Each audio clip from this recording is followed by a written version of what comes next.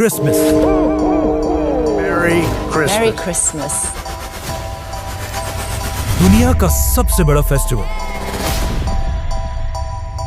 ये इतना बड़ा फेस्टिवल है कि मुसलमानों की ईदें जितना पैसा 10 साल में बनाती हैं, उससे भी ज्यादा पैसा क्रिसमस के सिर्फ 1 साल में बनता है। लेकिन आखिर ये क्रिसमस मनाया क्यों जाता है? क्योंकि आज दुनिया के सबसे बड़े रिलीजन क्रिश्चियनिटी का ये मानना है कि इसी दिन, क्रिसमस के दिन, जीसस ईसा अलैहिस्सलाम पैदा हुए थे।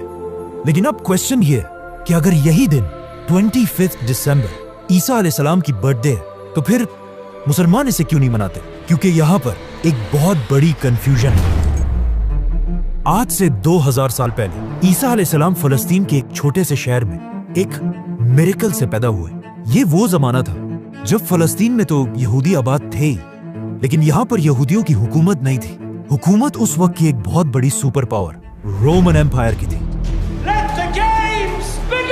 जब रोमन एम्पायर अपनी ताकत की पीक पर थी और यहाँ के बादशाह का नाम था सीजर ऑगस्टस, जो रोमन एम्पायर का सबसे ताकतवर बादशाह था। और इसके नाम को, ऑगस्टस को, आज हम सब बहुत अच्छी तरह जानते हैं, क्योंकि इसी ऑगस्टस के नाम पर साल के एक महीने का नाम भी रखा गया। जैसे ही ऑगस्टस अपनी ताकत की पीक पर पहुंचा, उसने वही गलती की जो हमेशा हर बादशाह इस पोजीशन पर पहुंचकर करता है। ऑगस्टस अपने आप को एक आम इंसान की बजाय एक खुदा, गॉड कहलवाने लगा और पूरे रोमन एम्पायर में लोगों से अपनी इबादत करवाने के लिए अपने नाम के टेम्पल्स बनवाए।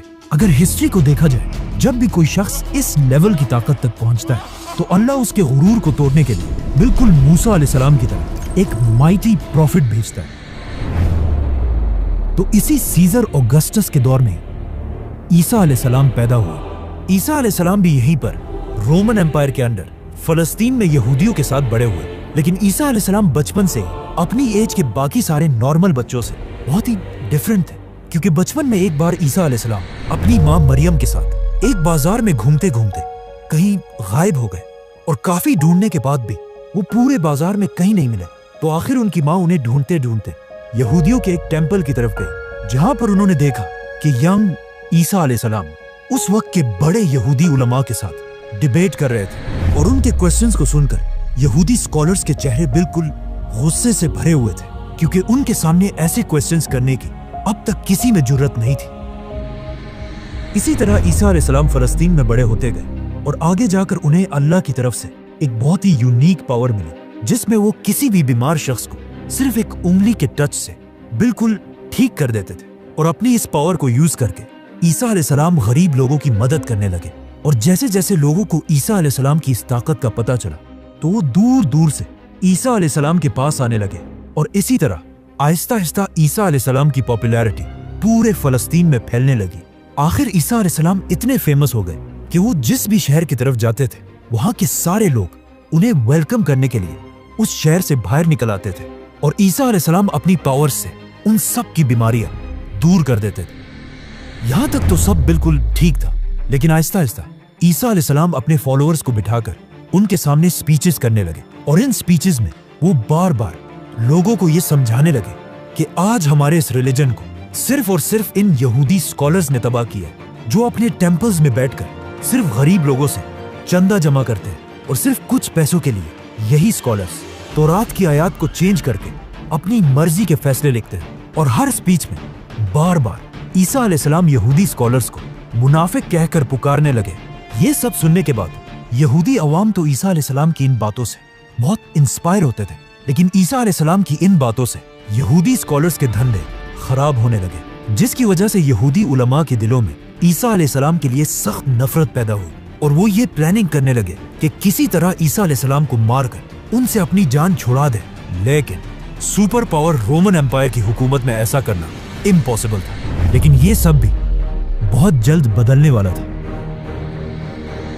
क्योंकि आहिस्ता आहिस्ता ईसा अलैहिस्सलाम फलस्तीन में इतने फेमस हो चुके थे कि वो फलस्तीन में जहां भी जाते थे, हजारों लोगों का क्राउड उन्हें देखने के लिए जमा हो जाता था। आखिर एक दिन ईसा अलैहिस्सलाम फलस्तीन के कैपिटल जेरूसलम की तरफ गए। जब लोगों को इस बात का पता चला, तो हजारों लोग उनको वेलकम करने के लिए सिटी से बाहर निकल आए और उनकी सवारी के सामने खजूर के दरख्त की शाखें फेंकने लगे। जो उस जमाने में हाईएस्ट रिस्पेक्ट दिखाने का एक तरीका था। रोमन एम्पायर के जनरल्स ये सब देखकर हैरान हो गए कि आखिर ये कौन आ रहा है जिसे लोग बिल्कुल एक बादशाह की तरह रिस्पेक्ट दे रहे हैं। नाउ ईसा अलैहिस्सलाम की ताकत को देखकर रोमन एम्पायर के जनरल्स उनसे डरने लगे और यहूदी उलमा तो उनसे पहले ही नफरत करते थे। तो अब ये दोनों मिलकर ईसा अलैहिस्सलाम को मारने की साजिश करने लगे, जिसके बाद ईसा अलैहिस्सलाम ने अपने सबसे क्लोज 11 या 12 फॉलोअर्स के साथ अपना आखिरी डिनर किया और फिर अल्लाह ने उन्हें आसमान की तरफ उठा लिया। लेकिन क्रिश्चियंस का मानना है कि इसके बाद उन्हें मार दिया गया। अब ईसा अलैहिस्सलाम तो दुनिया से चले गए, लेकिन यहाँ फलस्तीन में उनके 11 फॉलोअर्स ने फैसला किया कि वो ईसा अलैहिस्सलाम की टीचिंग्स को पूरी दुनिया तक पहुंचाएंगे। तो सबसे पहले इन फॉलोअर्स ने यहूदियों को कन्विंस करने की कोशिश की, लेकिन ऑफ कोर्स यहूदियों ने ईसा को नहीं माना, तो इनको क्या मानेंगे। तो ये फॉलोअर्स यहूदियों को छोड़कर दुनिया के बाकी लोगों तक ईसा अलैहिस्सलाम का मैसेज पहुंचाने लगे और यहूदियों के बिल्कुल ऑपोजिट बाकी दुनिया में क्रिश्चियनिटी बहुत तेजी से फैलने लगी। और इन्हीं नए फॉलोअर्स में से एक का नाम सेंट पॉल था। आज की दुनिया की क्रिश्चियनिटी में सेंट पॉल का सबसे बड़ा रोल है, क्योंकि पॉल से पहले लोग ईसा अलैहिस्सलाम को सिर्फ एक पैगंबर और अल्लाह का बंदा समझते थे, लेकिन पॉल ने पहली बार दुनिया में एक कॉन्सेप्ट लाया कि ईसा अलैहिस्सलाम कोई आम इंसान नहीं बल्कि अल्लाह के बेटे और खुद भी एक खुदा थे। आज पूरी दुनिया के क्रिश्चियंस ईसा अलैहिस्सलाम को खुदा मानते हैं और इस सब की शुरुआत इसी पॉल से हुई थी। हालांकि पॉल अपनी पूरी जिंदगी में ईसा अलैहिस्सलाम से कभी मिला ही नहीं था। पॉल और उसके फॉलोअर्स की वजह से Aahista Aahista Christianity Roman empire में फैलती गई, लेकिन यहाँ पर मसला ये था कि रोमन एम्पायर का रिलीजन क्रिश्चियनिटी के बिल्कुल ऑपोजिट था और वो उस जमाने में जुपिटर की इबादत किया करते थे। तो रोमन एम्पायर की इस अवाम को इम्प्रेस करने के लिए उस जमाने के क्रिश्चियंस ने अपने रिलीजन में कुछ चेंजेस किए। नंबर 1, उन्होंने ईसा अलैहिस्सलाम के नाम को चेंज करके एक कॉमन रोमन नाम रखा जो आज इंग्लिश में जीसस बन चुका है। नंबर 2, रोमन एम्पायर के लोग ज्यादातर यूरोपियंस थे, मतलब बिल्कुल गोरे थे, और ईसा अलैहिस्सलाम फलस्तीन के होने की वजह से थोड़े ब्राउनिश थे और उस जमाने के व्हाइट लोग अपने आप को बाकियों से बहुत ऊपर समझते थे। तो अब इन्हें इम्प्रेस करने के लिए उस जमाने के क्रिश्चियंस ने जीसस की पेंटिंग्स बनाना शुरू की, जिसमें जीसस को बिल्कुल यूरोपियंस की तरह व्हाइट दिखाया गया। मतलब ये दुनिया में आज जीसस की सबसे पुरानी पेंटिंग है। जीसस की यही पेंटिंग्स आज दुनिया की सबसे फेमस पेंटिंग्स हैं, क्योंकि आज से कुछ ही साल पहले जीसस की ही एक पेंटिंग दुनिया में सबसे महंगी बेची गई $450 मिलियन में, और जिसे खरीदा किसने? Mohammed bin Salman is the actual buyer of a Leonardo for a record-breaking $450 million at a Let's come back to the story. Christianity में इन चेंजेस की वजह से Aahista Aahista Christianity Roman empire में बहुत तेजी से फैलने लगी और क्रिश्चियंस इतने बढ़ गए कि रोमन एम्पायर के बादशाहों ने सोचा कि अगर क्रिश्चियंस ऐसे ही बढ़ते गए तो ये तो हमारे रिलीजन जुपिटर के रिलीजन को बिल्कुल खत्म कर देंगे। तो आखिर रोमन एम्पायर के बादशाह ने फैसला किया कि अब क्रिश्चियनिटी को फैलने से रोकने के लिए हमें सारे क्रिश्चियंस को मारना होगा। जिसके बाद रोमन एम्पायर ने क्रिश्चियंस पर ऐसा जुल्म किया कि इस जुल्म को कुरान में भी डिस्क्राइब किया गया है कि जब रोमन एम्पायर के बादशाह के जुल्म से कुछ यंग लड़के भागकर एक गार केव में छुप गए और वहीं पर अगले 300 साल तक सोते रहे, जिन्हें असहाबे काफ कहा जाता है। रोमन एम्पायर के इस सारे जुल्म के बाद भी क्रिश्चियंस अपने रिलीजन से पीछे नहीं हटे, बल्कि इन सारे जुल्मों से क्रिश्चियनिटी और भी तेजी से फैलने लगी और दुनिया के हर कोने तक पहुंचने लगी, यहाँ तक कि ये रिलीजन पहली बार इंडिया तक भी पहुंचा। आखिर ईसा अलैहिस्सलाम के 300 साल बाद क्रिश्चियनिटी इतनी पावरफुल हो गई कि रोमन एम्पायर के एक बादशाह कॉन्स्टेंटीन द ग्रेट ने अपने रिलीजन को छोड़कर क्रिश्चियनिटी में कन्वर्ट हो गए।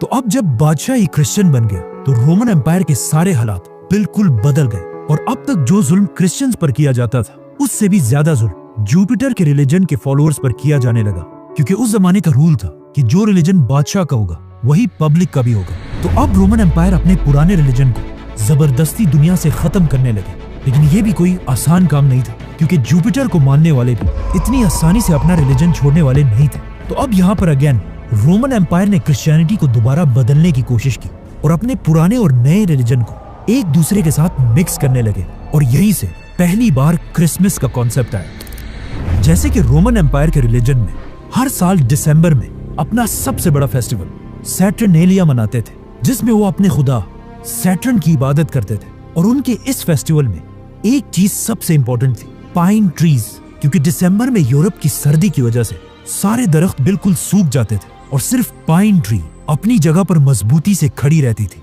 जिसे वो एक बहुत ही होली चीज समझते थे। और हर फेस्टिवल में इसी दरख्त के एक शाख को अपने घर में लाकर सजाते थे। तो अब रोमन एम्पायर ने अपनी पूरी सल्तनत को एक रिलीजन में जमा करने के लिए अपने पुराने रिलीजन से फेस्टिवल्स उठाए और अपने नए रिलीजन से जीसस क्राइस्ट और इन दोनों को मिला दिया और कहा कि जीसस क्राइस्ट दिसंबर के महीने के आखिर में पैदा हुए थे। और सारे क्रिश्चियंस को हुक्म दिया कि इस दिन को 25 दिसंबर को बिल्कुल पुराने रिलीजन की तरह जीसस क्राइस्ट की बर्थडे मानकर सेलिब्रेट किया जाए। और इसी तरह इन दोनों रिलीजन्स को मर्ज करने के बाद अब पूरी रोमन एम्पायर क्रिश्चियनिटी में कन्वर्ट हो गई। लेकिन आज दुनिया का कोई मुसलमान भी इस दिन को सही नहीं मानता और कुरान में भी ईसा अलैहिस्सलाम की पैदाइश की स्टोरी बिल्कुल ऑपोजिट है। क्योंकि कुरान में है कि जब ईसा अलैहिस्सलाम पैदा हो रहे थे तो उनकी माँ मरियम के पास सिर्फ एक खजूर का दरख्त था, जिस पर उन्हें हुक्म दिया गया कि घबराओ मत और इस खजूर के दरख्त को हिलाओ ताकि इससे तुम्हारे लिए ताजा खजूर गिर सके और तुम्हें ताकत मिले। खजूर का दरख्त। अब मसला ये है कि दरख्त पर खजूर तभी बनते हैं जब सख्त गर्मी का मौसम हो, which means according to Quran ईसा अलैहिस्सलाम की पैदाइश जरूर गर्मी के महीनों में हुई होगी और दिसंबर का तो कोई सवाल ही पैदा नहीं होता। और ये सिर्फ कुरान में ही नहीं बल्कि क्रिश्चियंस भी ये मानते हैं कि उन्हें ईसा अलैहिस्सलाम की पैदाइश के सही दिन का पता नहीं है। जो भी हो, अब पूरी रोमन एम्पायर क्रिश्चियनिटी में कन्वर्ट हो चुकी थी और जैसे ही रोमन एम्पायर के लोग क्रिश्चियंस बने, ये वही टाइम था जब अल्लाह ने असहाबे काफ को अपनी लंबी नींद से उठाया और उन्होंने उठकर एक दूसरे से पूछा कि हम ज्यादा से ज्यादा कितने वक्त तक सोए होंगे। तो उनमें से एक ने कहा कि 1 या आधा दिन। लेकिन जब वो बाहर निकले उन्हें पता चला कि यहाँ तो सब कुछ बिल्कुल बदल चुका है। इसके बाद क्रिश्चियनिटी दुनिया का सबसे बड़ा रिलीजन बना और आने वाले वक्तों में Roman empire, British empire, Spanish empire की वजह से आज तक क्रिश्चियनिटी दुनिया का सबसे बड़ा रिलीजन है। और क्रिसमस दुनिया का सबसे बड़ा फेस्टिवल जिसमें हर साल पूरी दुनिया से लोग $1 ट्रिलियन से भी ज्यादा पैसा खर्च करते हैं, जो हर साल के ईद से 10 गुना ज्यादा पैसा है। लेकिन ये हमेशा से ऐसा नहीं था। क्रिसमस पहले के जमाने में सिर्फ एक छोटा सा फेस्टिवल था जिसमें लोग चर्च में जमा होकर अल्लाह और ईसा अलैहिस्सलाम को याद किया करते थे। लेकिन आहिस्ता आहिस्ता लोग इस सब से बोर होने लगे। तो अब लोगों को दोबारा क्रिसमस की तरफ अट्रैक्ट करने के लिए कुछ लोगों ने क्रिसमस के इस फेस्टिवल में नई चीजें ऐड की, जैसे कि म्यूजिक, गाना, शराब। और क्रिसमस के इस फेस्टिवल में जो सबसे बड़ा एडिशन किया गया वो था सेंटा क्लॉज, जो पुराने जमाने में एक real Christian scholar saint Nicholas थे, जो अपनी जेनरोसिटी की वजह से पूरे क्रिश्चियंस में मशहूर थे। आज से 150 साल पहले जब पहली बार सेंटा क्लॉज को इंट्रोड्यूस कराया गया तो वो ज्यादातर ग्रीन या ब्लू कपड़े पहनकर बच्चों को गिफ्ट्स दिया करते थे। लेकिन ऐसा ऐसा कोका कोला सेंटा क्लॉज को अपने एड्स में यूज करने लगा और इसके कपड़ों को ग्रीन कलर से बदलकर बिल्कुल अपने बॉटल्स की तरह रेड और व्हाइट बना दिया। आज क्रिसमस पूरी दुनिया का सबसे बड़ा फेस्टिवल है, जो सिर्फ क्रिश्चियन कंट्रीज में नहीं बल्कि चाइना और इंडिया जैसी बड़ी कंट्रीज में भी मनाया जाता है, जिसकी वजह से क्रिसमस के फेस्टिवल में पूरी दुनिया से $1 ट्रिलियन से भी ज्यादा का बिजनेस होता है। और ये $1 ट्रिलियन इतना ज्यादा पैसा है कि अगर मुसलमानों की 10 साल की ईदों को भी मिला दिया जाए तब भी वो 1 साल के क्रिसमस से कम बनते हैं।